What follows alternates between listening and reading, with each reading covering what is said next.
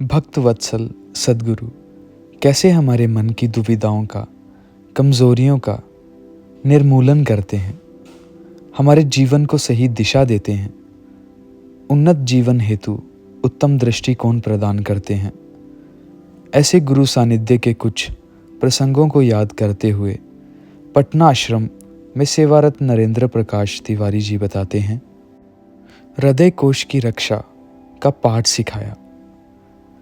मुझे दिल्ली आश्रम संभालने की सेवा मिली। 1996 की बात है। पानीपत हरियाणा में बापूजी का सत्संग समारोह होना था। पूज्य श्री करोल बाग दिल्ली आश्रम में ठहरे थे। उस समय पानीपत में आश्रम नहीं बना था, इसलिए दिल्ली आश्रम में ही सारी व्यवस्थाओं की देखभाल होती थी। एक सुबह एक सज्जन मेरे पास आए, प्रार्थना करने लगे, मैं सत्संग स्थल पर पेड़े का स्टॉल लगाना चाहता हूँ। मैंने उनसे चर्चा की और सहमति दे दी। रात को वे पुनः आए, बोले, आपकी स्वीकृति से मैं स्टॉल लगाने गया, पर सत्संग स्थल पर एक भाई ने मुझे मना कर दिया। मैं क्या करूं?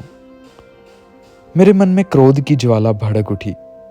मैंने कहा, हाँ की थी तो उस भाई ने मना कैसे कर दिया?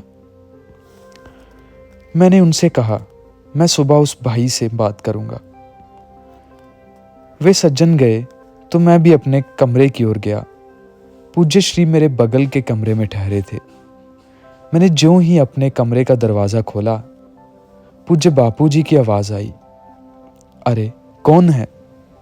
मैंने कहा, जी मैं हूँ, महंत। पूज्य श्री अपने कक्ष से बाहर आए, बोले, क्या हुआ, सब ठीक है ना? मैंने पूरा वृत्तांत बताया और कहा, गुरुदेव, मुझे उस पर बहुत गुस्सा आ रहा है, उसने ठीक नहीं किया। पूज्य श्री बोले, उसने गलत किया। ऐसा सोचकर तू अपने मन को दुखी क्यों करता है? उसने ऐसा क्यों किया यह तो जानना, लेकिन क्रोध से अपने हृदय को क्यों बिगाड़ता है? अपने हृदय कोश की रक्षा कर। इस प्रकार गुरुदेव ने काफ़ी देर एक मित्र की नाई मुझे समझाया। मुझे हुआ कि पूज्य श्री की कैसी दूरदर्शिता है, कैसा करुणा से परिपूर्ण हृदय है कि मेरे द्वारा प्रमादवश हुई असावधानी आगे चल के परमार्थ पद से च्युत ना करते, इसलिए अपना कीमती समय दे के भी मुझे सजग कर रहे हैं। मैंने श्री चरणों में प्रणाम किया और कहा, गुरुदेव, मुझसे गलती हुई है, आगे ऐसी भूल ना हो, इस बात का मैं पूर्णतः ध्यान रखूंगा। जो शिष्य के उत्थान के लिए हर बात का इतना ध्यान रखते हैं, ऐसे करुणावान महापुरुष मुझे सद्गुरु रूप में मिले हैं, यह मेरा सौभाग्य है। बस हो गई ना बात। मैं करोल बाग आश्रम दिल्ली के संचालन की सेवा संभालता था, तब की बात है। काफ़ी दिनों से आश्रम की व्यवस्था संबंधी कुछ समस्याओं का निराकरण नहीं हो पा रहा था। एक दिन मेरे मन में हुआ कि मैं पूज्य गुरुदेव के समक्ष अपनी बात रखता हूँ, मुझे अवश्य ही समाधान मिल जाएगा। मैं कोई बात भूल ना जाऊं, इसलिए मैंने सारे बिंदु कागज पर लिख लिए।